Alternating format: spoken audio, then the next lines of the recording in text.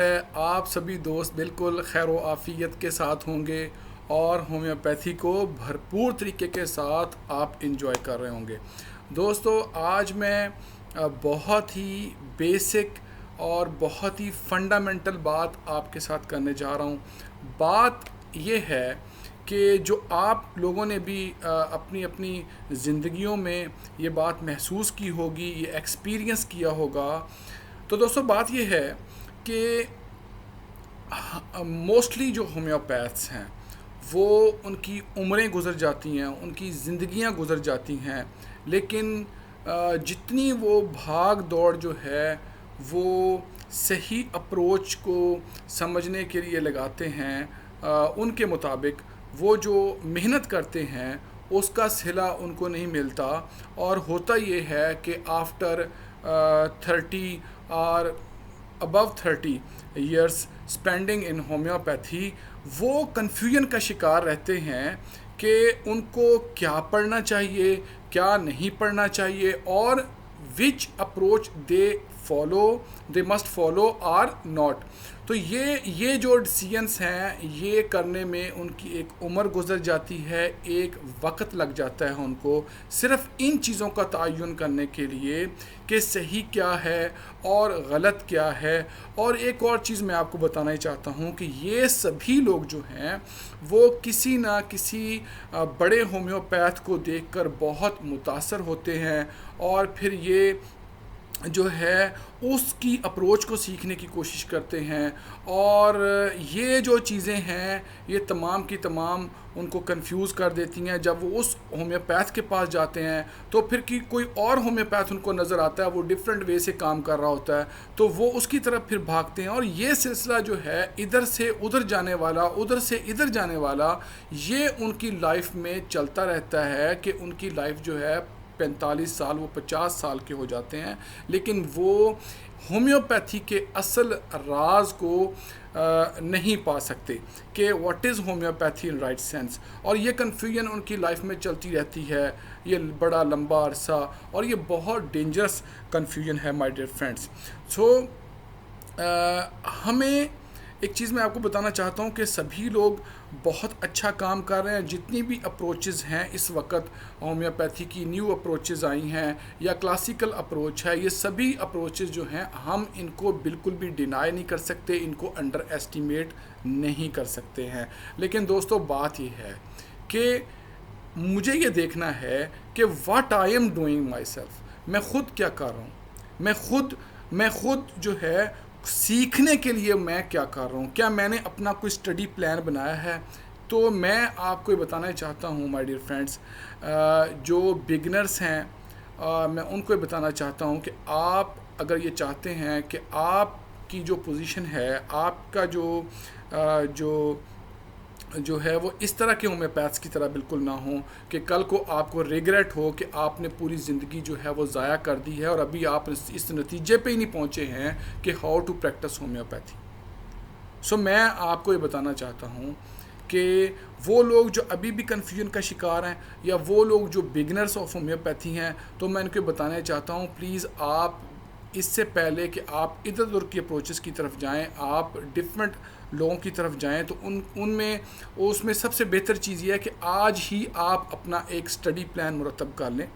ठीक है, अपने एक स्टडी प्लान को बनाकर आप उस पर काम करना शुरू कर दें। आप ये मत देखिए कि डॉक्टर इखलाक रहीम क्या कर रहे हैं, फ़लाँ डॉक्टर क्या कर रहा है, फ़लाँ डॉक्टर क्या कर रहा है। आप जो है स्टेप बाय स्टेप जो है लर्निंग के प्रोसेस में आ जाएं, और जब आप स्टेप बाय स्टेप लर्निंग के प्रोसेस में आएंगे तो बिल आखिर आप सेंसेशन अप्रोच भी पढ़ेंगे, आप विथोलकस की अप्रोच को भी समझेंगे, आप विजाकर प्राफल की अप्रोच को भी पढ़ेंगे। लेकिन वक्त आने पर पहले आप अपनी फाउंडेशन को मजबूत कीजिए, पहले आप अपनी उन कमियों को दूर कीजिए, अपनी रेपर्टरी की अंडरस्टैंडिंग को बेहतर कीजिए, ताकि आप बेहतर तरीके के साथ इन अप्रोचेस को आप इस्तेमाल कर सकें, जिनकी बुनियाद जो है वो हमारे बेसिक सब्जेक्ट्स के ऊपर है।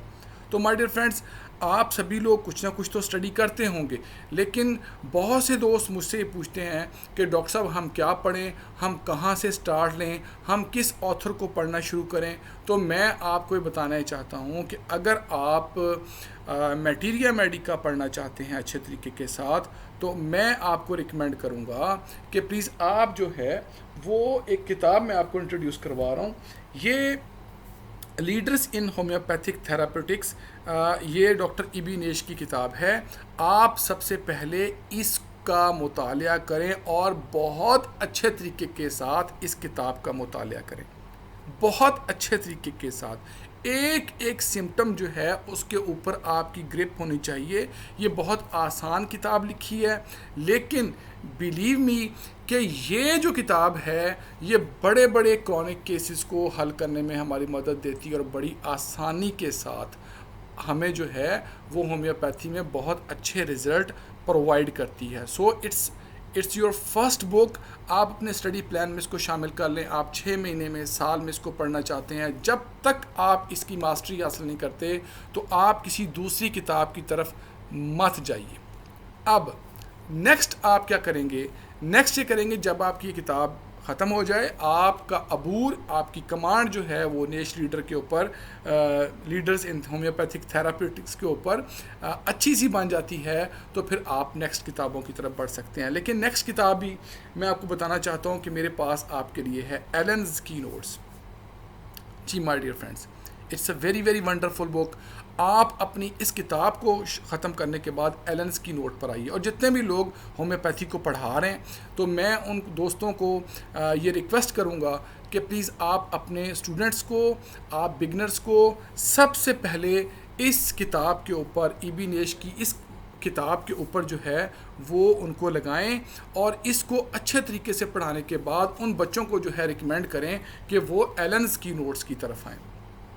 It's a very wonderful book, बहुत ज़बरदस्त किताब है और इसने मेरे बहुत ही क्रिटिकल और जो बहुत ही क्रॉनिक केसेस थे इस किताब से हल हुए अल्हम्दुलिल्लाह। और मैंने देखा कि मेरे जो एक्यूट केसेस हैं, जो कभी हल नहीं होते थे, जिनमें मैं डिफ़िकल्टी फ़ील करता था, वो इबी नेश की किताब के साथ बहुत ही अच्छे तरीके से मैं उनको टैकल कर पाया हूँ।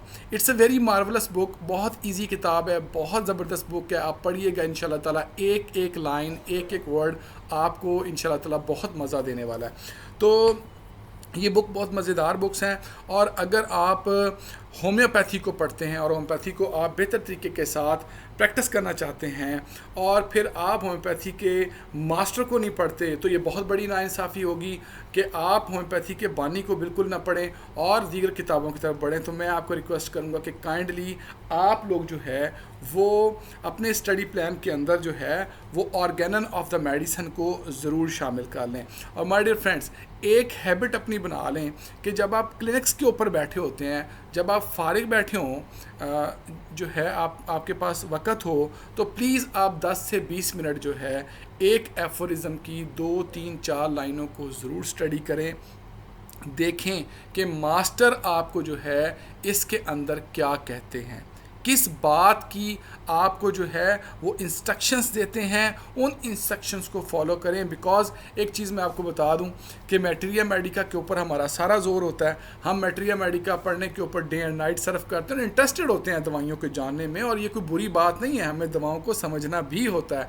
लेकिन एक चीज़ मैं आपको बताना ये चाहता हूँ कि my dear friends, materia medica is tell you that what to prescribe and organon tells you that how to prescribe। हाँ, तो ये बहुत इम्पॉर्टेंट है कि आपको ये किताब जो है ऑर्गेनन, ये बताती है कि आपने जो है वो कैसे प्रेस्क्रिप्शन करनी है, कब प्रेस्क्रिप्शन करनी है, कब आपने प्रेस्क्रिप्शन नहीं करनी। तो ये तमाम चीज़ें ये जो हैं, जब आप ऑर्गेनन को पढ़ के होम्योपैथिक मटेरिया मेडिका को अप्लाई करेंगे, तो ये फिर ये कोई ट्रीटमेंट नहीं रहेगा, ये आर्ट ऑफ हीलिंग बन जाएगा, ये आर्ट ऑफ हीलिंग बन जाएगा। और ऑर्गेनन की स्टडी ही इसको आर्ट बनाती है। और इसके साथ साथ मैं आपको तीसरी बात बताऊंगा कि जो भी आपको रेपर्टरी आसान लगती है, आप उसको अपने स्टडी प्लान में ले आएँ। मैं आपको रिकमेंड करूंगा कि आप कैंट की रेपर्टरी जो है अपने स्टडी प्लान में ले आएँ, या आप बोगर बोनिंग ऑशन की रेपर्टरी जो है उसको जो है BBCR जो है उसको अपने प्रैक्टिस के अंदर ले आएँ। तो लेकिन माय डियर फ्रेंड्स, एक मैं चीज़ आपको बड़ी वाज़े करके बताना चाहता हूँ कि जब तक आप खुद को नहीं बदलेंगे तो आसमान से फरिश्ते नहीं उतरेंगे आपको बदलने के लिए। जब तक आप अपने अंदर तब्दीली का जज्बा पैदा नहीं करेंगे और हकीकी मानों में तब्दीली पैदा करने का ज़ौक़ और शौक़ नहीं रखेंगे, तब तक चीज़ें तब्दील होने वाली नहीं हैं। बेशक आप जो है सुबह आप किसी डॉक्टर के पास जाते होंगे, शाम को आप किसी के पास भागते होंगे और कल आप किसी के पास जाने की तैयारी कर रहे होंगे। इससे आपको कुछ नहीं मिलने वाला। आपके पास मास्टर पढ़ा है, आपके पास मास्टर्स की किताबें पढ़ी हैं, आपको कहीं भी जाने की ज़रूरत नहीं है। जस्ट आप इनको पढ़िए और इनको पढ़ने के बाद, इनको समझने के बाद, अपनी फाउंडेशन को मजबूत करने के बाद आप किसी अप्रोच को समझने का सोचें। तो ये बहुत इम्पॉर्टेंट बात थी कि ये वो किताबें हैं, अनफॉर्चुनेटली बदकिस्मती के साथ ये वो किताबें हैं जिनको लोग जो है 50-50 साल उनकी एज हो जाती है, 60-60 साल एज हो जाती है। बिलीव मी कि उन लोगों ने इन किताबों को पूरे से पढ़ा ही नहीं, पूरे से समझा ही नहीं। न्यू चीज़ें मार्केट में आ रही हैं, वो नई चीज़ों की तरफ भाग रहे हैं, न्यू अप्रोचेस की तरफ भाग रहे हैं, नई नई किताबों की तरफ भाग रहे हैं। और ये बात जो है बहुत डेंजरस है कि हम लोग अपनी फाउंडेशन को मजबूत किए बगैर जो है वो चीज़ों को सीखने की कोशिश कर रहे हैं। हम पहले स्टेप पे पैर रखने की बजाय हम बिल्कुल जो है वो चोटी पर पैर रखना चाहते हैं। ये पॉसिबल नहीं है, ऐसा नहीं होगा। ठीक है, अब देखें डॉक्टर राजन शंकरन साहब जो हैं उन्होंने होम्योपैथी में बहुत सारा काम किया, डॉक्टर विथोलकर साहब ने बहुत सारा काम किया, विजयकर प्राफल साहब ने बहुत सारा काम किया। इन लोगों ने डे एंड नाइट होम्योपैथी को दिया। क्या डॉक्टर राजन शंकरन साहब या और डॉक्टर विथोलकर, ये जो लोग थे जिस पोजीशन पर आज मौजूद हैं, क्या वो यकदम इस पोजीशन पर आ गए थे? बिल्कुल नहीं। वो एक प्रोसेस के तहत आए थे, एक एवोल्यूशन था, एक प्रोसेस था। तो मैं आपको बता दूं कि लर्निंग में एक प्रोसेस होता है जिसको आपको फॉलो करना होता है। बिल्कुल जल्दबाजी मत करें। हम रातों रात डॉक्टर राजन शंकरन नहीं बन सकते, हम रातों रात डॉक्टर विथोलकर नहीं बन सकते। हमें देखना होगा उनका जर्नी कि वो राजन शंकरन जो हैं वो शंकरन कैसे बने और जो है विथोलकर किस तरह से विथोलकर बने। उनका जो स्टडी का जो जर्नी है उसको फॉलो करें और मेहनत करें। और मैं उम्मीद करता हूं कि आज की जो वीडियो है इसको आप बहुत पसंद करेंगे और फॉलो करेंगे मेरी इंस्ट्रक्शंस को, जो आज मैंने आपको बातें बताई हैं, और मेरे स्टडी प्लान को आप फॉलो करेंगे। और मैंने आज आपको इस अपनी टॉक के अंदर बताया है कि आपको अपना स्टडी प्लान क्या बनाना चाहिए।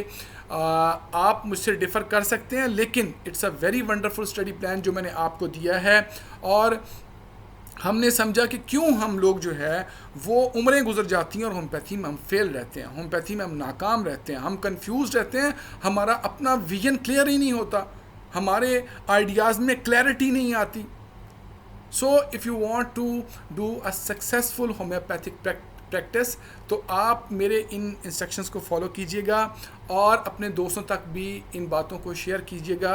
और मुझे अपने काइंड फीडबैक जो हैं वो आप ज़रूर दिया करें, इससे मुझे काफ़ी मदद मिलती है।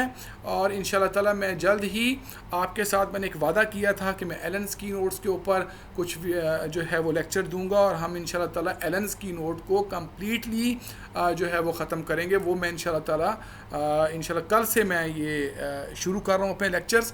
आप एलन्स की नोट पढ़ना चाहते हैं अगर, तो आप इस किताब को जो है अपने पास रखिएगा, और मैं इंशाल्लाह ताला 1 बाय 1 एक मेडिसिन जो है इसके ऊपर मैं आपके साथ बात करता रहूँगा और दवाओं की जिस्ट आपके साथ डिस्कस करता रहूँगा। अपने फीडबैक ज़रूर दीजिएगा, मैं इंतज़ार करूँगा। और मैं अल्लाह ताला से दुआ करता हूँ कि रब्बे करीम आप तमाम दोस्तों को ढेरों आसानियाँ अता फ़रमाएँ और ढेरों आसानियाँ तकसीम करने का शरफ़ नसीब फ़रमाएँ। अपनी दुआओं में डॉक्टर इखलाक रहीम को याद रखिएगा। खुदा हाफिज़।